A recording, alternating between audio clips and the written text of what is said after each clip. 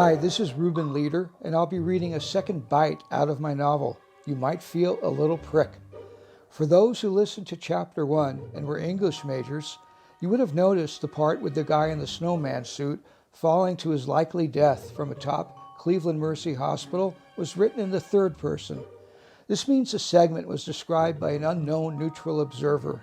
Could have been God, or a rat who speaks English, or maybe a homeless guy who has an awesome way with metaphors.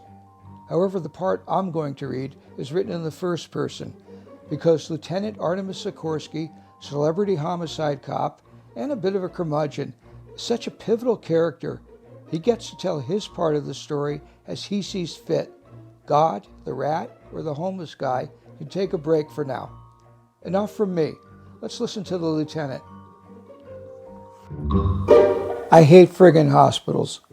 They always remind me of, guess what? Death. You got the living dead, who wish they were dead, and of course the actual dead downstairs in the morgue where I just was, watching that ghoul Ganesh Chatterjee going to town with his Black & Decker.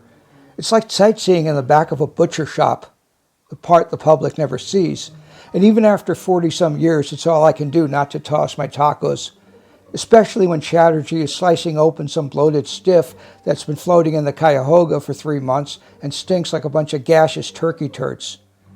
So it's not to confuse you, the gases from a corpse is different than the gas I take my Prilosec for. I'm talking about the gases that make every human being who ever walked this earth the same at the end. The part that concerns me is how they wound up on that cold slab in the first place.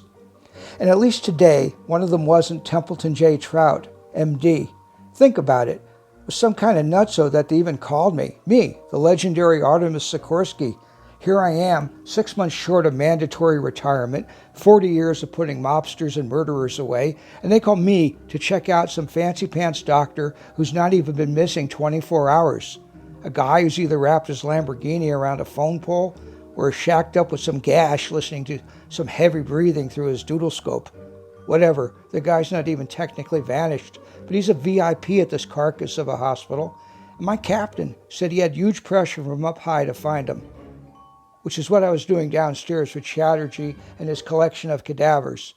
Guys who are no longer worried about income tax deductions, or forgetting to put down the toilet seat, or remembering to call their moms on Sunday. Yeah, everybody's got regrets until they don't. Hell, I was just glad to be out of there. And even though my personal doc told me to cut down on the Java, I was headed to the cafeteria to sneak a cup when I run into Artie Garfinkel's double, the spitting image. You remember Simon and Garfinkel? Garfinkel was the one with the frizzy hair that sang like his spuds were sandpapered off in 7th grade woodshop. And Simon was the squirt who played guitar and more or less sang like a regular guy.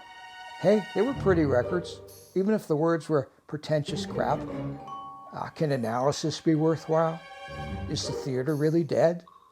How the hell do I know? All I know is it don't mean a thing if it ain't got that swing. Do-wah, do-wah, do-wah.